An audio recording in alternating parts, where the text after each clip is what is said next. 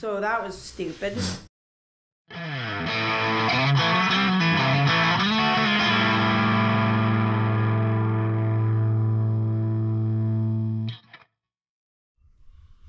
Okay, good morning, all of my YouTube people.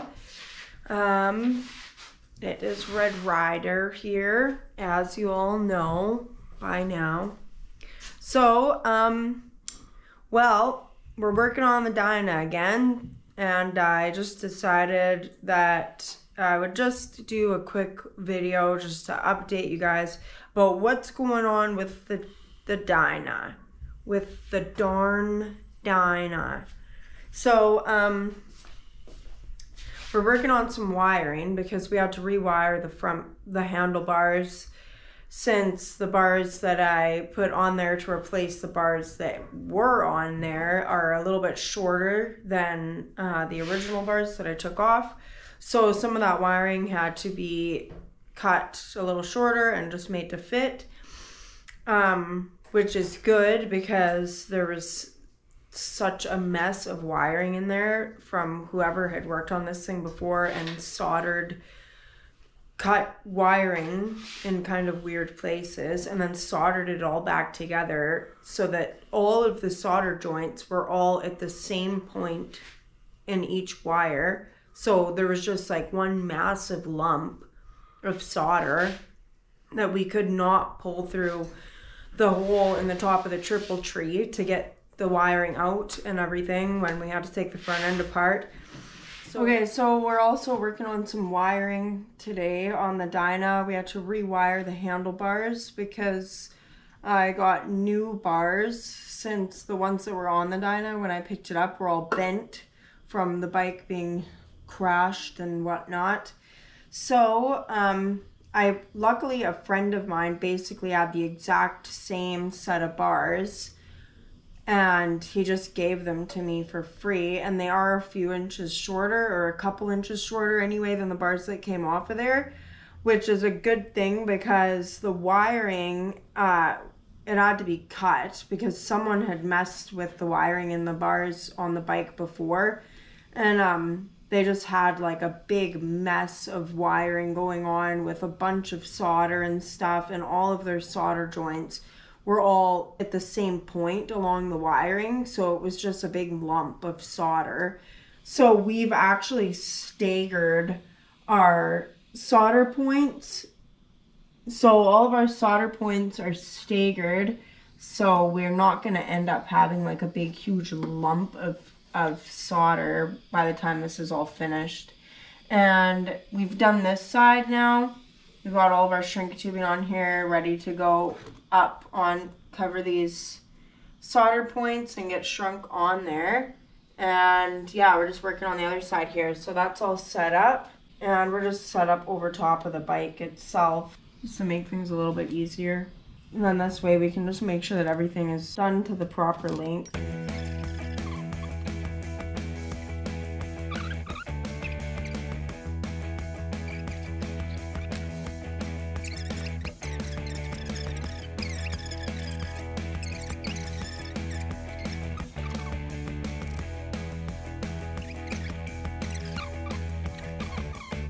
So why do you slide the wires into each other instead of twisting them to begin with?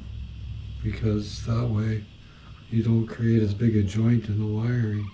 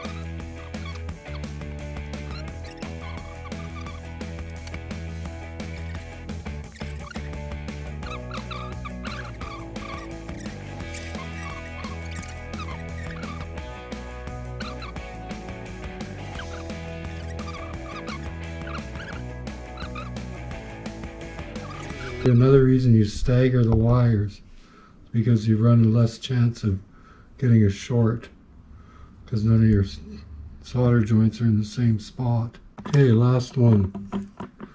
So if you can hold those ones out of the way there.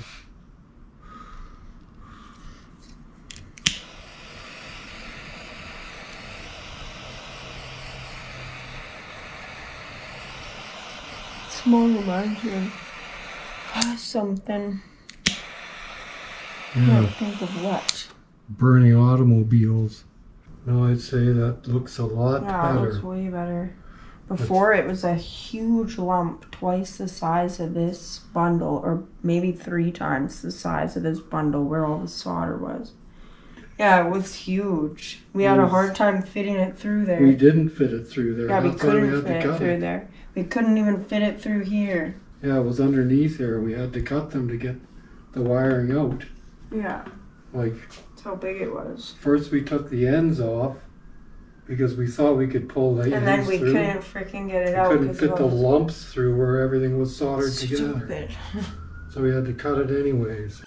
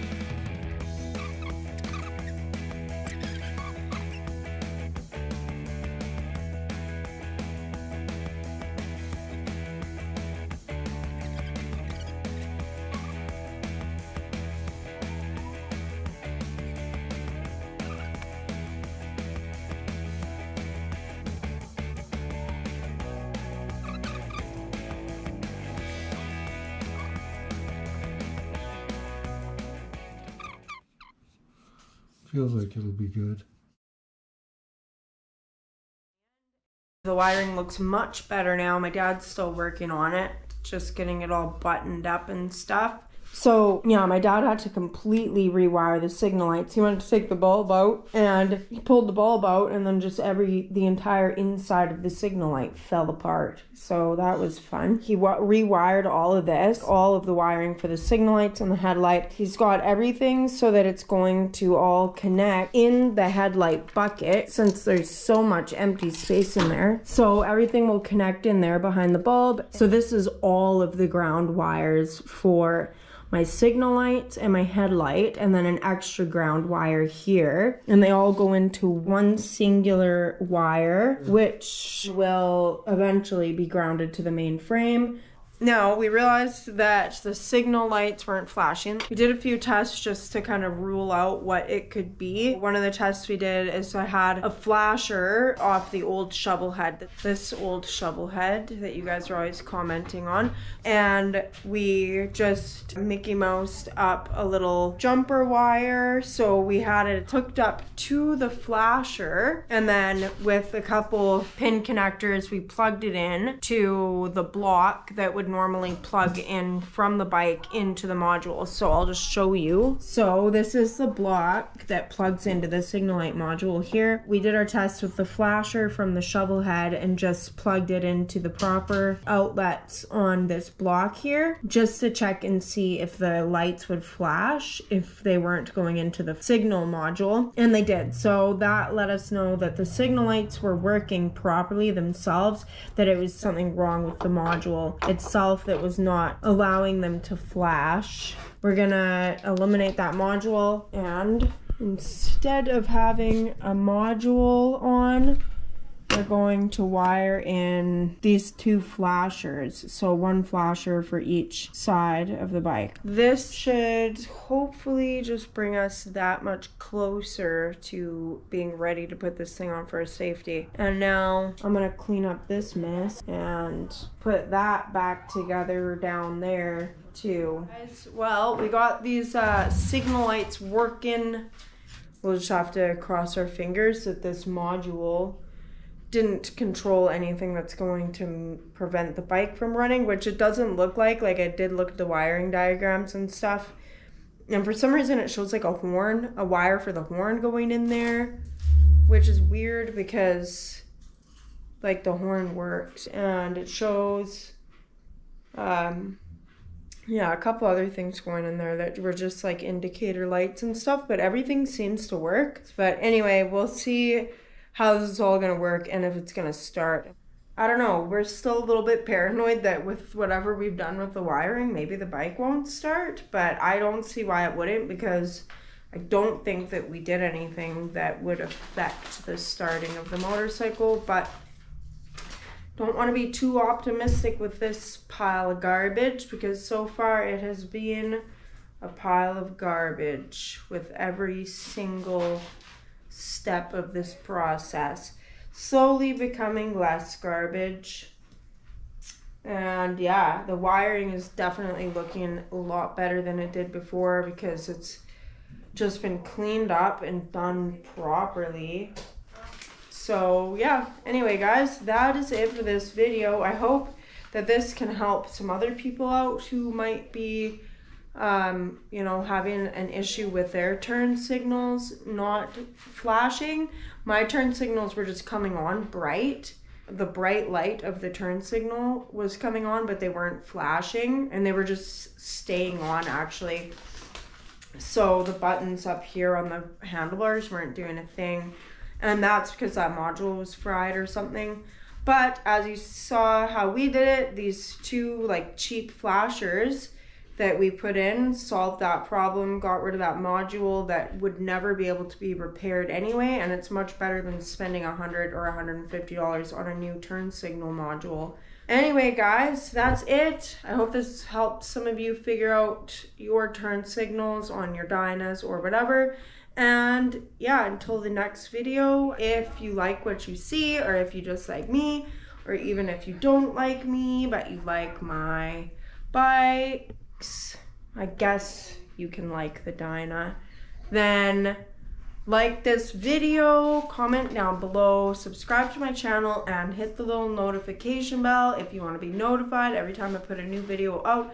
And I will catch you all on the flip side. Peace.